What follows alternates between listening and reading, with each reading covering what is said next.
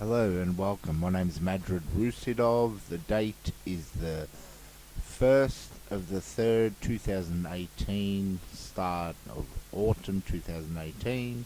The time is 12 past 1, as I'll just show you now. Alright, I won't show you. See that? Get it? Okay. There is my TV. I'll just switch it on for you. I'll just show you that there's of course nothing plugged into it but an aerial, as you can see there. And there's the power wire. Nothing attached to the bottom. No wires. No USBs onto it. Okay, I'll just show you what I can do. I'll just show you that it's live TV. It's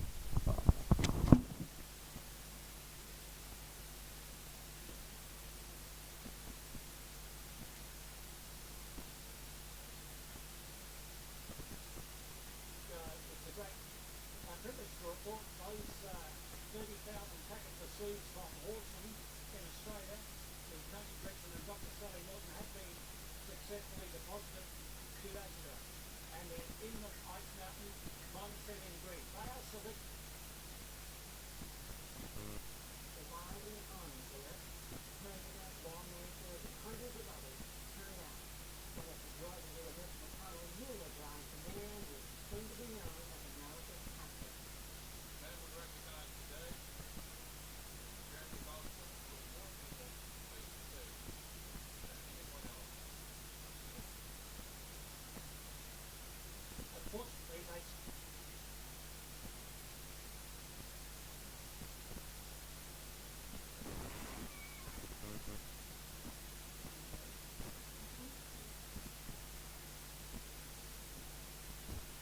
I'd like to ask you about your childhood.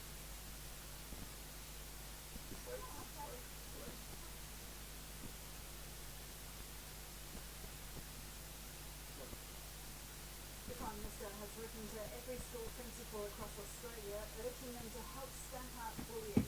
Martin Turnbull has asked principals to register to take part in the National Day of Action. I'll leave it on the news because I like watching things live.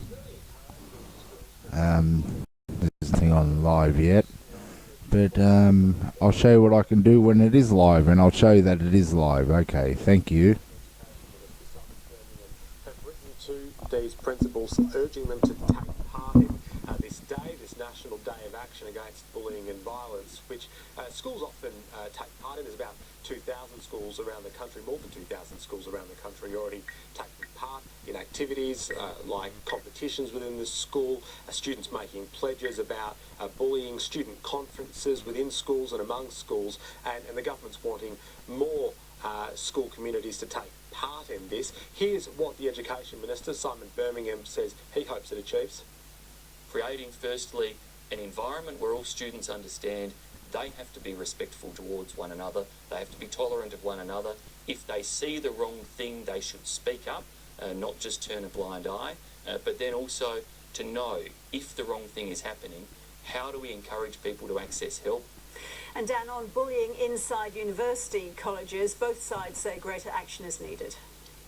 Yeah, Senator Birmingham is saying that if students, university students who are staying within these colleges feel that they've been assaulted in some of these hazing rituals or other bizarre activities that take place inside those colleges, then they should go to the police, and that universities and the colleges themselves, which it must be said often, if not always, not attached to the university but controlled separately, that those institutions need to do more to help these students report alleged crimes as well as provide them counselling if that's required.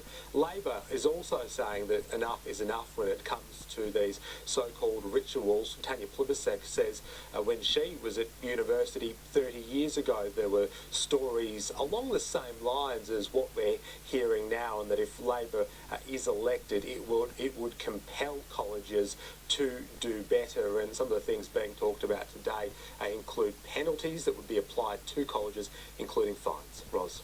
Dan, thanks. The government of the Northern Territory will today outline its response to the recommendations of the Youth Detention and Child Protection Royal Commission. The commission was called after shocking footage of the treatment of young people inside the Dondale Youth Detention Centre was broadcast on the ABC's Four Corners programme. In their final report, the commission has made more than 200 recommendations and said fundamental change was required. Here's reporter Jacqueline Breen in Darwin.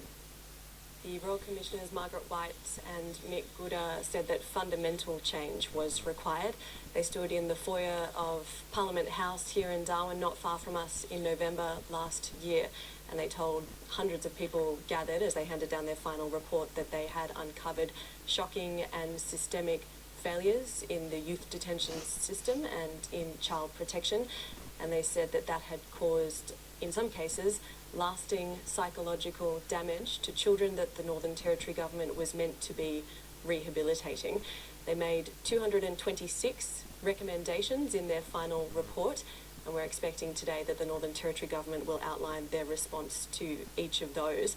As to those recommendations, there are, of course, a great deal of them, but the overall recommendation is really shifting from a punitive system of handling young offending and the youth justice system to a more therapeutic approach. The number one recommendation that the Royal Commissioners highlighted was that Dondale, the infamous youth detention centre in Darwin, has to close, and also the youth detention centre in Alice Springs, and be replaced with more appropriate facilities for rehabilitating young people. There were also a lot of recommendations about the operations of the youth detention centres, how staff in those centres treat young people. For example, they recommended that the restraint chair and the spit hood that we saw in that Four Corners program continue to be prohibited, that the use of tear gas be prohibited in youth detention centres. And they also made a lot of recommendations about the use of isolation. They said that isolation had been used punitively and in breach of the law in Dondale, and that it was re-traumatising children that were already traumatised enough. We know that in the lead up to that tear gassing in Dondale, children were kept for over a week in isolation, whereas at law they shouldn't have been kept any longer than 72 hours. The Royal Commissioners also recommend that more staff be put on into these youth detention facilities in order to handle and support the young people, that enough female staff are put on to supervise young women, and that strip searches only be conducted by youth justice officers of the same gender. And then outside the prison walls, Ros, there are also recommendations about how the Northern Territory funnels young people into youth detention in the first place. And the key recommendation there is that the age of criminal responsibility in the Northern Territory be lifted from 10 years of age to 12 years of age. And the NT government is set to hold a media conference about the recommendations in about 10 minutes' time. We'll bring you that live here on the ABC News Channel. A man has been charged with making death threats following the evacuation of Melbourne's Crown Casino yesterday.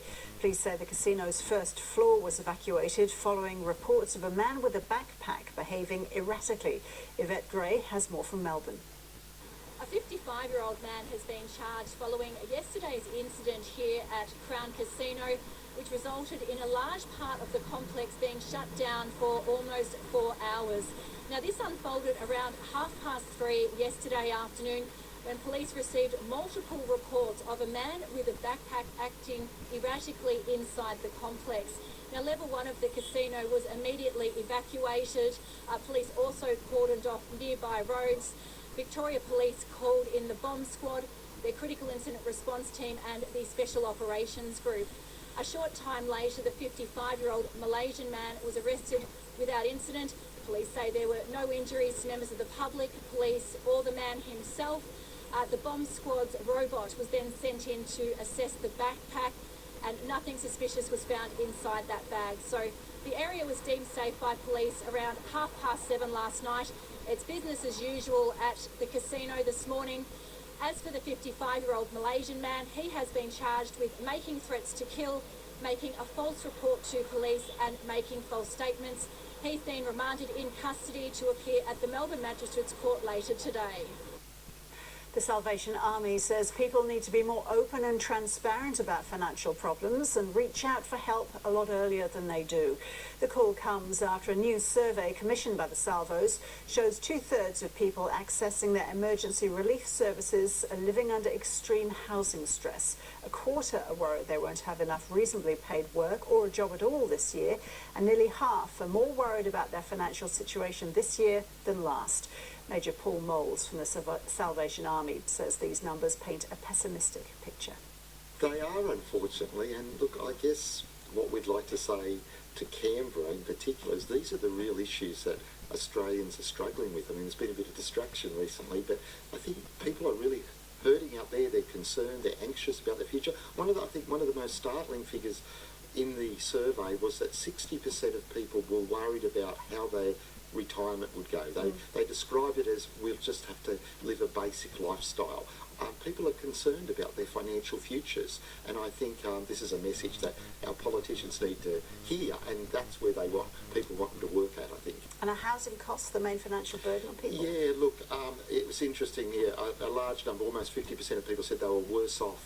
They felt they were worse off this year than they were last year. I think there's two factors. One is housing costs, the other is electricity costs, and I think people are suffering in both those areas, and they're coming for help in bigger numbers. Well, you want people facing financial hardship to come to you a lot earlier than they are doing.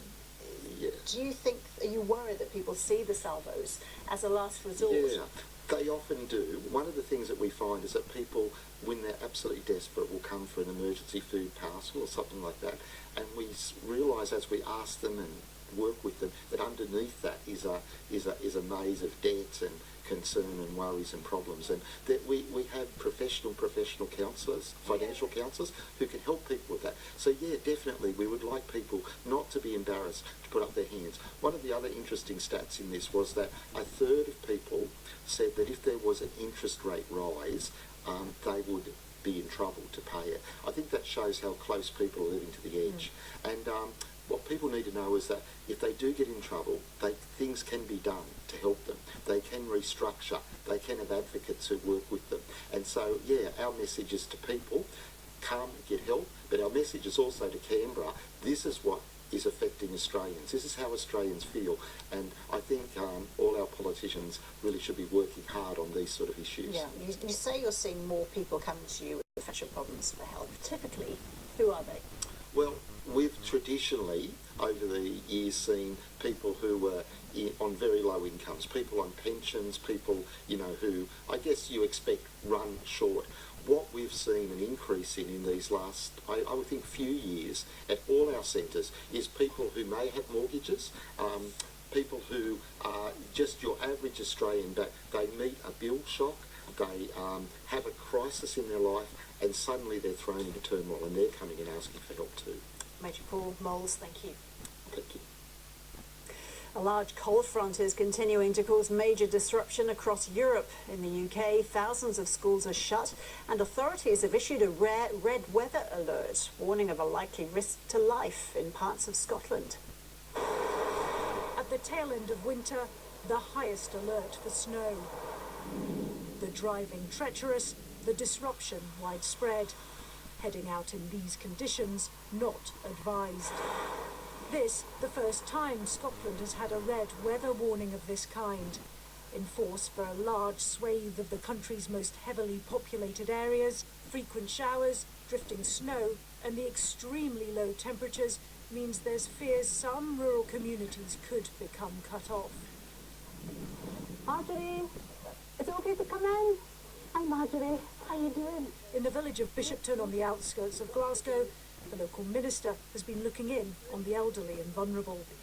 In this kind of weather, it's good for everyone to look out for their neighbours, isn't it? It is indeed, that's right. And even the smallest gesture can be a help. Just checking in on everyone and just checking to see that they're safe is important. We wouldn't be advocating people going out in this kind of weather. Stay warm, stay safe, and let us come to you. The weather today is brutal. There's freezing temperatures across pretty much the whole of Scotland, and when the wind blows, it feels much colder than that.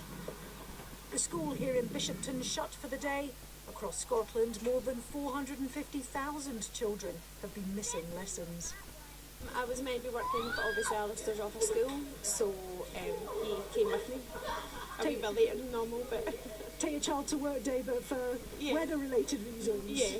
I would normally be off, but the schools get closed, couldn't get to work, so my boss told me to stay at home, work from home if I could, but we ended up sledging. In Perthshire, these deer coming down from the hills in search of shelter or food. One measure perhaps of just how extreme this weather has been. It is pretty unusual for us here in Scotland. We do have some severe weather, but snow on this scale, whilst not unprecedented, is unusual. We'd have to go back a number of years to see an event like this. At least one skier took to the streets, not the slopes, to get about. And with conditions so difficult, tonight there are warnings drivers could be stuck on some roads for several hours, with even the gritters struggling to get through. The man who gave the gun to the teenager who killed police accountant Curtis Cheng has been sentenced to 44 years in jail. 20-year-old Rabana Lu had pleaded guilty to terrorism-related charges. Here's reporter Mazoe Ford. So, Mazoe, what did the judge say in sentencing Alu? Good afternoon, Ros. Justice Peter Johnson said that Rabana Lu was an active participant and planner in this terror plot. She said the principal participant, the gunman Farhad Mohammed, was but 15 years old. So if it was not for the encouragement of Rabana Lu and also Alu supplying the gun that Mr Mohammed used, Mr Cheng would still be alive and this offence would not have happened. He also noted Alu's complete lack of contrition and remorse. He said he's devoid of basic humanity. He noted a phone call that Alu made to his mother from prison at Christmas time last year saying, "I do not regret a single thing I did that day," as well as the fact that he's refused to participate in any de-radicalisation programs in prison. He said all of that adds up to Mr Alu remaining to be dangerous to the general community given his views and willingness to act on them.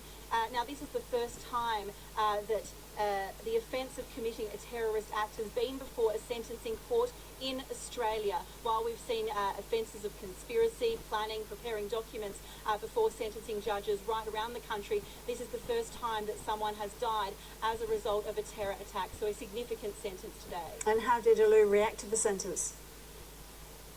Ros, as Alu was being led out of the court, he stood up, gave the ISIS salute and started yelling to people in the back of the courtroom. One of the things he said was, "This is just the beginning." As a result, Justice Peter Johnson said this just demonstrates the complete lack of remorse and the continuing lack of remorse. He said no doubt his prospects of rehabilitation are all but hopeless. And what was the reaction from the Cheng family, Damazoe? Ros, in stark contrast, the Cheng family was as dignified as ever. They sat calmly in the court this morning and listened to what was almost 3 hours of sentencing remarks. Outside court, they told us they were satisfied with the sentence. They hope it will send a strong message to other would-be terrorists. And here is a little of what Alpha Cheng had to say outside court. We are satisfied with the judgment of the courts, and we really hope that it sends a very strong precedent about how actions like this and hate and intolerance is really clearly not respected or condoned. That was Alpha Cheng, the son of Curtis Cheng, the police accountant who was gunned down outside the Parramatta Police headquarters in 2015 by the 15-year-old gunman Farhad Mohammed. Rabana Lu, the man who supplied the gun, just repeating, has been sentenced today to 44 years in prison with a non-parole period of 33 years. Thanks, Mazoe. Quick look at the national weather now. Brisbane and Sydney mostly sunny. Sunny in Canberra. Melbourne a shower or two. Hobart a possible shower. Partly cloudy in Adelaide. Sunny in Perth and Darwin a possible shower or storm.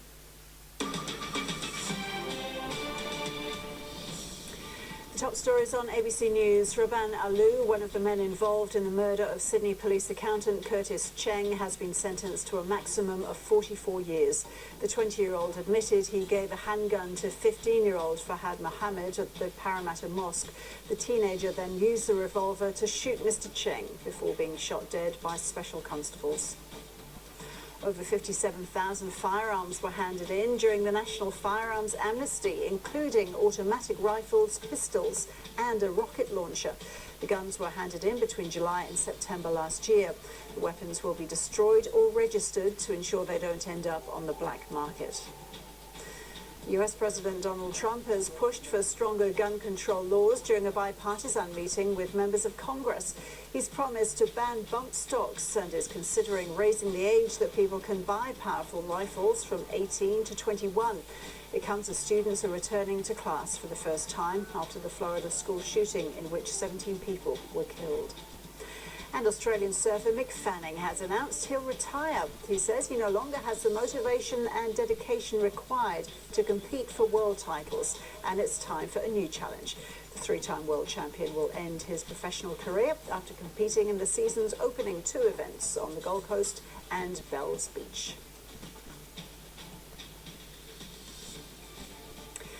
The Northern Territory Government is about to outline its response to the recommendations of the Royal Commission into Youth Detention and Child Protection. The Commission was called after shocking footage of the treatment of young people inside the Dondale Youth Detention Centre was broadcast on the ABC's Four Corners programme.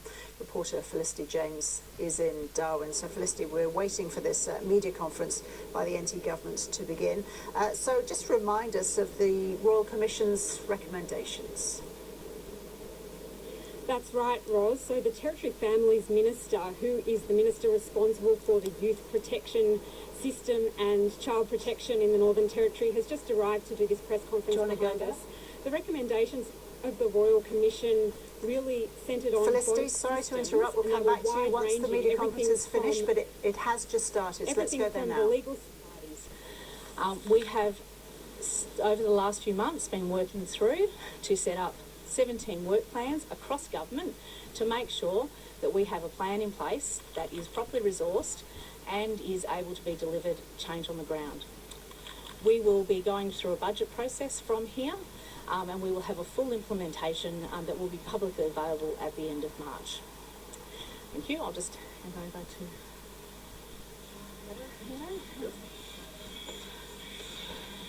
to... Afternoon. Mate. John Patterson, Chief Executive, Aboriginal Medical Services Alliance, Northern Territory. Today, the AMSANT meeting and members have been meeting this week and have obviously had the Royal Commission and the recommendations on its agenda. We're pleased to say and we welcome the Northern Territory Government's response to the recommendations. We also welcome the partnership that is going to be established between government, the non-government sector and the Aboriginal community-controlled health sector to implement, to review, design, develop programs and services in order to address some of those, most of those recommendations that are in the report. So we welcome it from that perspective. We look forward to working with the Northern Territory Government. We're off to a good start. We've got some really good models and ideas to put forward to work with government around this. And we now need the Commonwealth to come good as well. I mean, they're a big player in this as well, so we see some comments made by the Commonwealth Government in resourcing and putting some investment towards this. We need that urgently so we can see what's on the table collectively and all have a sense of working in collaboration and partnership to address those recommendations and findings.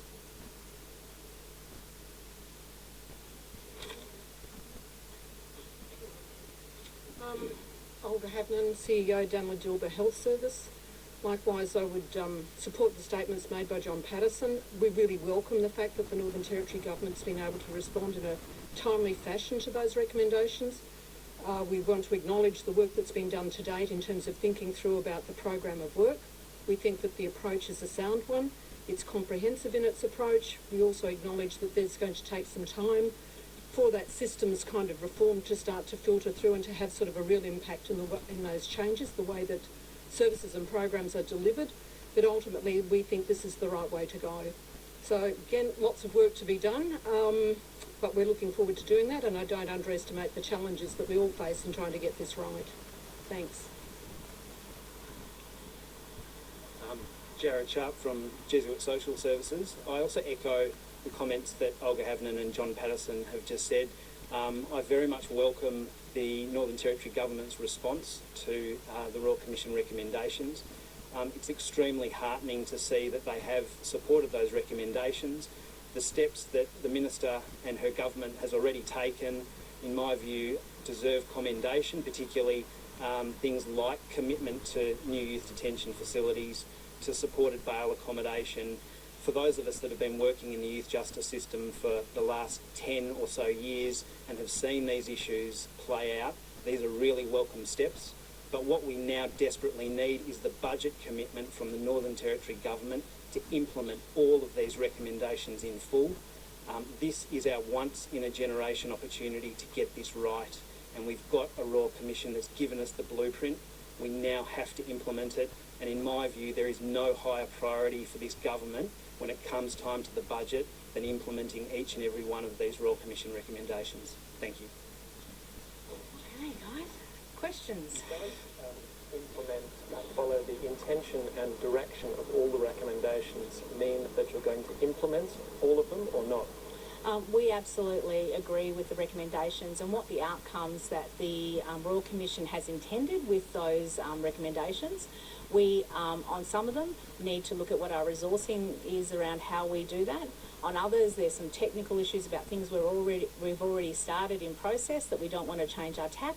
But also, we believe that there may be some other better ways, and in some of the cases, we actually need to go further than the recommendations to make sure we're achieving what we want to achieve in this reform process. Not be able to actually resource the ones that you've put in principle unless you get a substantial Commonwealth commitment?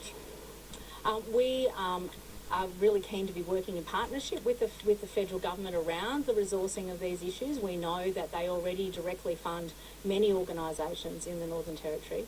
The recommendation from the Royal Commission was that the three parties mainly involved, the non-government organisations, the federal government and also the Northern Territory Government, need to work in partnership, not only about the dollars, but how they're spent, where they're spent, and how we assess how well they're hitting the ground and making change to the people that most need it. Will you be able to resource them?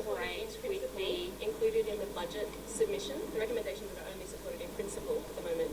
Are they included in the budget submission? We have got a budget process with a very strong work program, so that we're very clear about what we're asking through the budget process, and that will be clearly spelled out in our implementation plan that will be available at the end of March. If you're taking the request, the budget already, you must already have costed them. Can you give us a ballpark estimate? It doesn't have to be precise, but a ballpark estimate of how much it would cost to fully implement all of the changes you're proposing? One of the things we've done is really sit down and work out how we achieve this. We are absolutely committed to this not being another report on the ground. We know we are going to need to resource different things. As a cabinet, we will go through that as a whole of government process. We need to be very clear. This is not just a Territory Families reform. It is a whole of government reform, and we need to look at how all of those different pieces fit together. Some of that's about resourcing. Some of that about is changing the way we do business and making sure we're committed to cultural change within our not only our departments but the way we work in partnership with the community and NGOs. We will be going through that as a budget process. We know we are going to need to resource some of the outcomes, and we will go through a thorough government process as we do every budget. Will you be able to resource them though? Will you be able to resource them though if you don't get that Commonwealth money? I was heartened to see that Dan Teenan today was talking about working in partnership and collaboration with the Northern Territory Government, certainly around the issues facing Tennant Creek. We have had some support from senior officials around how do we better make sure that the money we're spending and the federal government is spending in Tennant Creek is better spent. I think we continue that conversation. I have written to Dan Tien to say we want to work in partnership, not just about an audit process, but how do we actually make a difference to make sure the money that is spent on the ground is making the difference that it needs to make. Why only in principle support for some of the recommendations that are free, such as raising the age of criminal responsibility and making sure youths under 14 aren't detained? That is a legal process of legal reform we need to do. We know that putting children, primary age children, into a detention centre is absolutely not going to achieve the outcomes that we want to achieve through this reform. We've been very clear about that right from when we received the report. However, we need to be very clear that we have an issue with children under 12 coming in contact with our youth justice system, and we know that just changing the law isn't going to change the problem. So what we want to do as we go through a process of law reform is to make sure that we've got the right supports in place that will support police in absolutely keeping focused on community safety, as well as getting a good response for those children who need it. In designing your reform process, will you be giving any consideration to the possibility that your department is overly attentive to cultural concerns and too reluctant to remove children from dangerous circumstances? Do you think that's a problem within the department, and what will you do to address it? All of our policies, all of our direction to our staff is that the safety of a child is the central thing that staff have to be making a decision about. Child safety is central to everything we do as an agency. We need to be very clear that there are recommendations within the Royal Commission about looking at how we do kinship care in terms of supporting children to either remain safely within their family, or that we're placing them with a family member. It is as simple as, if I couldn't look after my child anymore, I would want my agency to consider my family first in terms of placing a child into care. So this is really, we need to review those processes, make sure they're robust, but I'm very comfortable that the focus of our agency is always child safety. Because obviously with the child in Tennant Creek, there's a lot of talk that perhaps that child should have been removed earlier from the family, but the Royal Commission is saying we need to avoid that. Does that put the government in an awkward position in where to go forward? I don't think those two issues around culture versus safety are actually mutually exclusive. I think you can do both. A child who has a strong sense of identity, a strong sense of self, a strong sense of culture, whatever that culture is going to do better than a child who is feeling disconnected from who they are. We know that. We also know that we have to look at what happened in the Tennant Creek incident. We've put in a review process. We will be honest and transparent about that. Child protection is difficult work, and to do it, to make sure we're doing it properly, we have to be very honest, very transparent, and absolutely keep our focus on child safety. Do you acknowledge that, as it is in that report from Jane Lloyd, that certainly in the past, as recently as 2015, there have been some in the Child Protection Department who put too much emphasis on culture, and has anything been done since that report in September 2015 to ensure that that isn't happening anymore?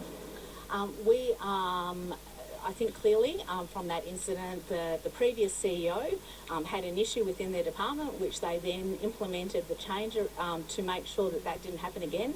Those policies and procedures were put in place. One thing we know we need to do is to make sure we're working better with a wide range of Aboriginal workers within the department, with our NGOs, to make sure we're getting the correct and proper cultural advice when we need it, and I'm comfortable that those processes are in place. How many similar incidents have there been in the past 5 years where a child has been left or placed in circumstances for cultural reasons that have later been deemed unsuitable?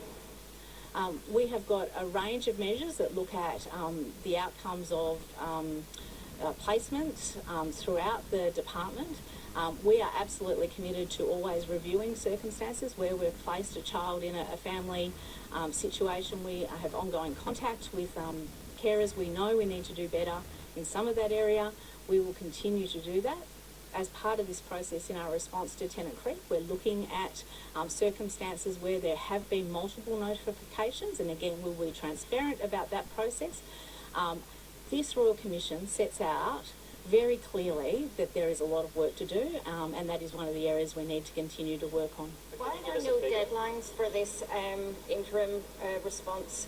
No deadlines for the in-principle support runs, and no deadlines for the support runs? There will be timelines in the implementation plan. And when will we see that, sorry? At the end of March. if there's conflict between the desire of a family to keep the child placed according to the Aboriginal placement principle and the possibility of risks to the child, which might be the child's rights, which take precedence? Child safety is absolutely central to the and first consideration of all decision we make. As I said, we have accepted the recommendation that looks at the child safety principle. We will have a good and honest look at that. However, I think the kinship principle is very simple. Where a child needs to be removed, just like any of us would want, the first priority, the first people we should be looking at are people who are within that family, who speak the same language as that child, just as I would want for my child as well. Priority system. Are you defining family by a Western definition of family or by the broader kinship definition of family? I've had significant feedback from Aboriginal communities that we need to broaden our definition of kinship and make sure we are considering the right people at the right time. We know we need to do that earlier in the investigation process. I have had several meetings with groups of Aboriginal women around how we can better do that and how the community can better support Territory families to make better decisions. We know we haven't done that well enough. We haven't worked closely enough with Aboriginal people and Aboriginal organisations to make sure we're getting the right information to make good decisions around children early. In principle, support for things looks woolly. I mean, governments that really want to support recommendations just say we'll support it even if we don't have the DOSH yet. Why not just support recommendations from this very high-profile Royal Commission outright? I think we have said very clearly that we support the outcomes that the Royal Commission are intending from these recommendations. We need to make sure that when we are committing to the detail of how we're going to achieve that, which we will in the implementation plan, we are doing that in a way that is achievable and sustainable. This government is absolutely committed to putting children at the centre of what it does. As a minister, I am absolutely determined that this is not going to be another report that sits on a shelf, that we have a clear plan, a clear work program across the whole of government that will make meaningful change. The Royal Commission heard evidence from certain stakeholders that child safety is not always being put first, and that in some cases the department was too reluctant to remove children. That doesn't appear to have been reflected in the Royal Commission's recommendations or the conclusions of its final report. Do you think that the Royal Commission missed something important, and will you be going beyond the recommendations to ensure that that problem is fixed? I think what you've said is a matter to ask the commissioners. However, I do think if we tick-boxed every recommendation in this Royal Commission, we would not necessarily see the reform that we as a government have committed to achieving. We know we need to go beyond these recommendations. We know that we need to have a consistent whole-of-government plan.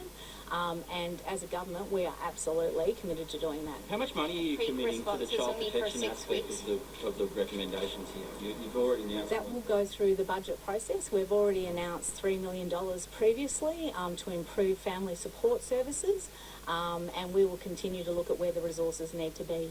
Sorry, anyone who hasn't had a question? Yeah. Recommendation was to send out teams to communities to help educate communities about the report and where the implementation is at. Why hasn't that happened yet, and when will it happen? We've already had significant conversations with a range of people around what the recommendations have said. We want that consultation to focus on where to go forwards. I think we've got the very clear message that Aboriginal communities are sick of being consulted. What they want to do is be part of the action plan to what is going to happen within their community, and we absolutely respect that. We think that our local decision-making framework gives some good opportunities to make sure we're sitting down with communities, listening to how they feel we have to come up with solutions, and absolutely working together, because that is the only way we are going to make a meaningful change to what we are facing at the moment. You've only given in principle support to that though, haven't you? That's only in principle support again. Again, I can say that's because the recommendation is only talking about the recommendations of the Royal Commission. And just to feedback about the Royal Commission, we think there's a much more important, broader conversation about what we want to do and achieve and take action on, rather than just talking about the Royal Commission report. What proportion of the recommendations can be implemented without extra resources? There is certainly some law reform process that we can go through, and I think throughout the document there is a flavour that we need to change our culture in how we do things. As a department, as a government, as a whole of government, we need to get better at working with communities rather than doing things to communities. We need to be absolutely focused on making sure we are working in partnership with the NGO sector, and as someone who has come from the NGO sector, that hasn't always been the case. We need to be able to work respectfully with all our partners in a way that is truly collaborative, and that is not going to take extra resources. Quick responses only to put money into it. Think changes within the detention system, like removing restrictions on contact with family, maintaining connections with family while they're in detention. Can those changes be implemented immediately? Yes, most of the law reform changes around detention are already policy. We will be putting them into law as soon as possible through the Parliament. We know that we have already made some significant changes in that context. There is more to do, absolutely, but those are the sort of things that we have, I think, already been implementing alongside the Royal Commission. We didn't wait for the Royal Commission to do these, to start a reform process. We took responsibility from the first day of government and have been making changes consistently.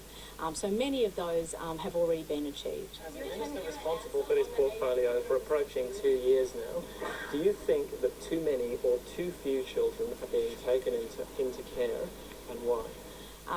Currently, we have 1,060 children in care with a total population of 250,000. I think those figures speak for themselves. We are taking children into care. We know we need to do it differently if we are going to have different outcomes. For too long, there has been a pathway through child protection into youth justice and into our adult correctional system. We are seeing the outcomes of that right now. We have to make generational change to make a difference, and we absolutely are committed to that as a government. How many sentenced children do you have in detention at the moment? How many sentenced children do you have in detention at the moment? Sorry, Jane. I can give you that. I can give you those figures after the.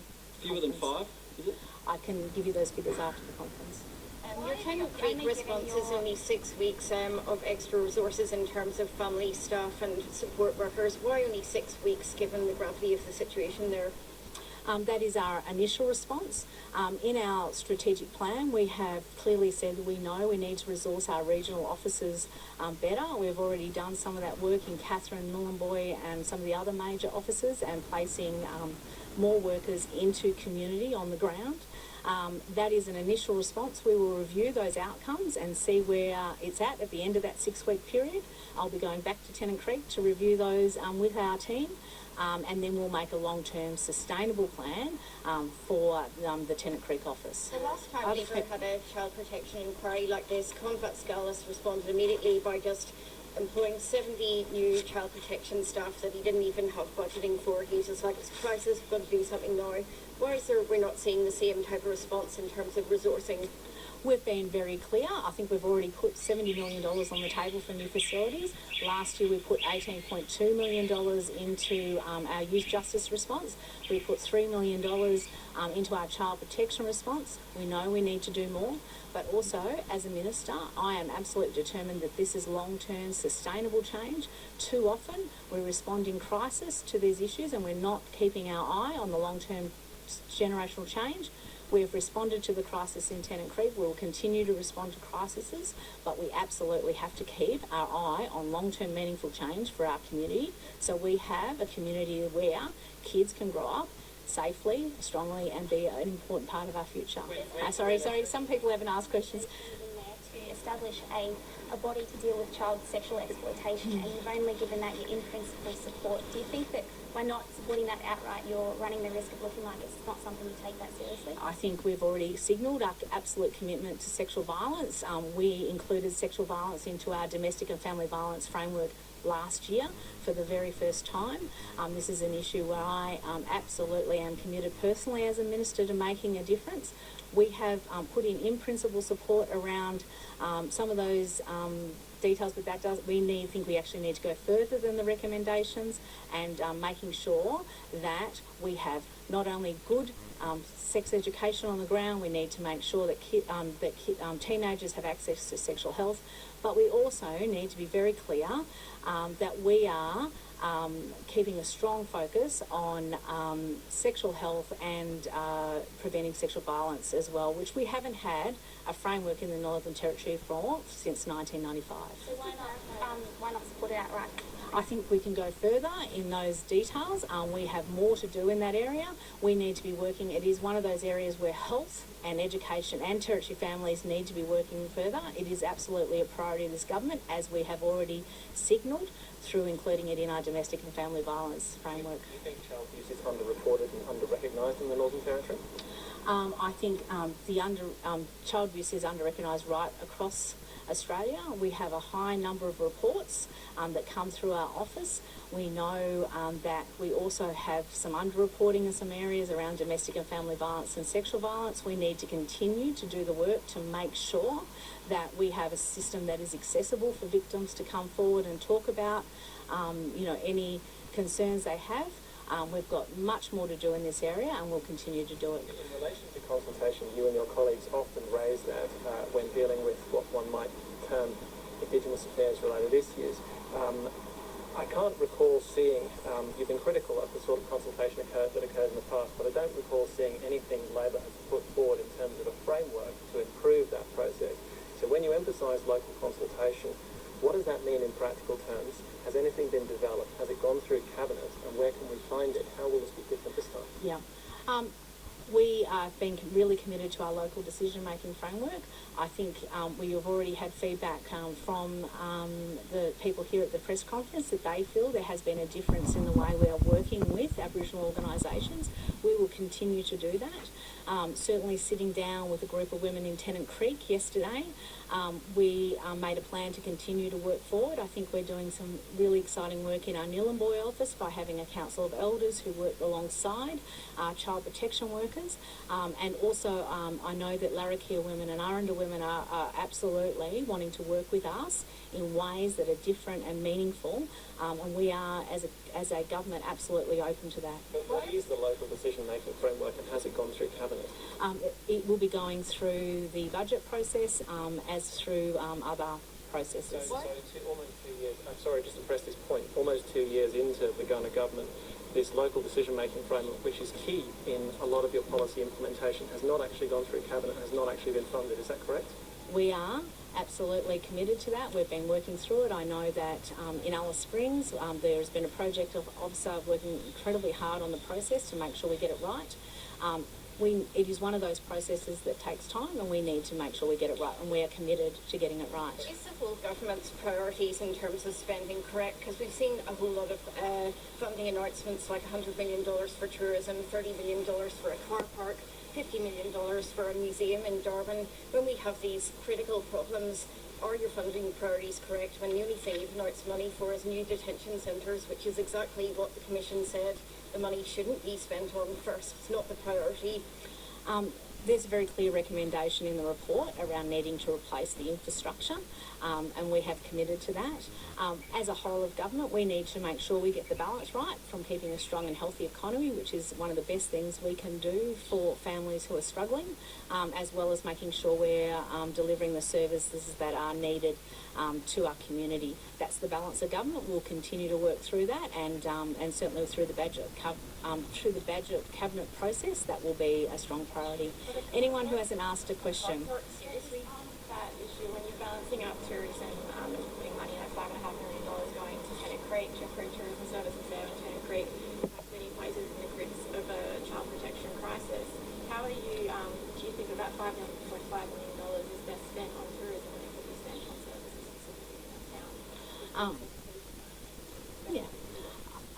Good communities are balanced communities where people have access to jobs, services, and a range of those supports. So that's what we are absolutely focused on, a territory that is economically strong, socially strong, and I think we've been very clear in that in our 3 priorities of government of transparency, jobs, and the economy. I think it's fair to say that during the Royal Commission, a number of your predecessors were embarrassed by being scrutinised over the failings that they had presided over during their time. You now hold the position they once held, and I think all of us who've been in the Territory for a period of time have seen these reports and scenarios before. How can we be confident, and what guarantees can you offer that it won't be you being embarrassed by the next inquiry in 5 years' time? Certainly thoughts that were forefront in my mind watching some of the testimony. I think I am well placed as a minister with my background to make meaningful change. I have a proven record in this area. I will continue to work with a very passionate and hard-working department with front-line people who are absolutely doing extremely difficult work. What we have is a whole of government commitment. I have a cabinet that is completely supportive, a caucus that is completely supportive, and we call on the opposition to work with us in a bipartisan approach to this because we have had too many conversations over a long time about how to fix this, and we have an opportunity now to actually do it, and I will not be wasting a second of that opportunity. There's already an inquiry going on. Has there been no sackings or charges? As I said, we set 3 very clear priority areas as a government when we came to government: kids, the economy, and jobs, and transparency. And we'll continue with those 3 very important areas of focus. That is clearly around making sure we have jobs for Territorians. By bringing more people to the Territory, they bring dollars from outside the Territory, which are spent in the Territory, which ends up being Territory jobs. Why have there been no sackings or charges? That's particularly what families of the detainees who alleged abuse have wanted. Somebody to be held responsible. A lot of those officers are still in senior positions in government. I know the Royal Commission referred matters to the police. There is a police ongoing investigation, and we'll wait for the outcomes of those. The sackings would be a departmental issue, though. Senior executive officers in departments were the same people in charge of the system then. We have had a major change in our executive. Their leadership at both the centres has changed significantly.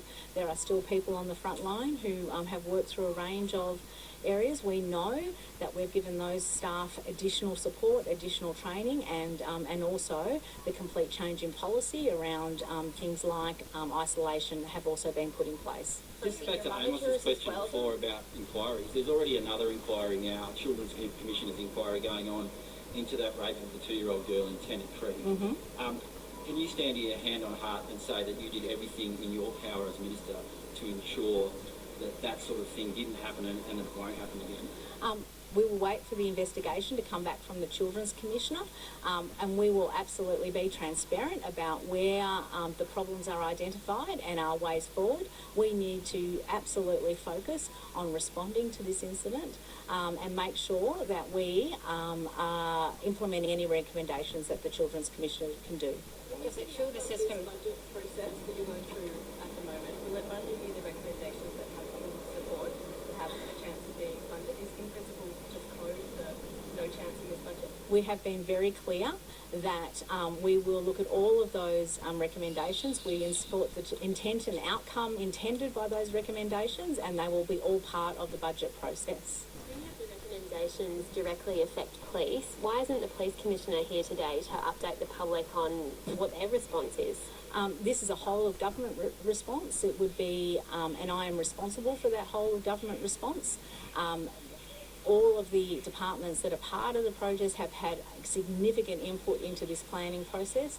They are absolutely committed to being part of the answers forward, and we'll continue to work with not just police but health, education, and importantly housing. Why is it not important for Michael Gunner to be standing beside you? I mean, the Commission was called by the Chief Minister and the Prime Minister.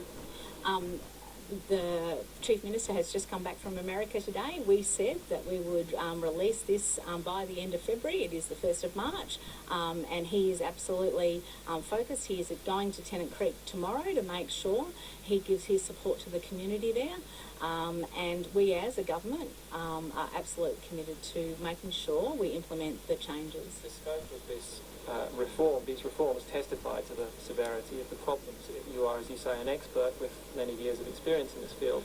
On a scale from 0 being terrible to 10 being the ideal circumstance you think is possible in the Territory, how would you say the system is performing at the present time? I think we are very clear that we have a lot of work to do. I think we have some good things in place. I think we've made some good changes since we've come to government. I know there's a lot more to do, and we will continue to do that because we need to be honest, this is generational change, and we need to be focused on making those changes today that will lead to that generational change. Northern Territory Families Minister there, and earlier other parties working with the Northern Territory youth justice system and the young people who pass through that system giving their reaction to the Northern Territory Government's response to the recommendations by the Royal Commission into youth detention. The government says it supports either in full or in principle all 227 of those recommendations. Our reporter Felicity James was listening to that media conference. So Felicity, the government response welcomed, but there were concerns about how it's going to be funded. That's right, Roz. So today's announcement, really, in terms of how announcements go, doesn't provide us with much new information. Most of the funding that we've heard about, for example, $70 million to close 2 detention centres, including Dondale, and an $18 million commitment towards youth diversion and engagement officers, they're funding commitments that we already knew about. The government hasn't committed any new funding today. It's basically just told us, because it promised to, that more than 200 recommendations it supports or in principle supports. And you've heard a lot of questioning about that type of in-principle support and criticism that that might be a little bit of a cop-out and not quite the level of commitment that people were hoping for. 80 of the recommendations out of the 200 have only been given in principle support, and examples of that include the promise to go out to communities and explain the outcomes and the recommendations of the Royal Commission, the promise to raise the age of criminal responsibility, or the recommendation that the Royal Commission gave to do that. Also, if you flip through the recommendations, you can see that recommendations that relate to staffing levels at detention centres and recommendations that people be appropriately qualified and that women supervise girls in detention, those have only been given in principle support as well. So there's some questions to be asked there. We did hear from the organisations saying they welcomed this, but funding is the issue. The government has said that by the end of March it's going to have its implementation plan ready. It doesn't have that today. It's working on the budget application, we presume, from Territory Families now for the next financial year. And some criticism that it was the Families Minister alone making this announcement, that the Chief Minister wasn't there. That's right. So the Chief Minister, I understand, was on a pre-planned trip to Alice Springs. I understand he's making a separate announcement today that doesn't actually relate to this topic. Also, a lot of the recommendations in the Royal Commission's report relate to changes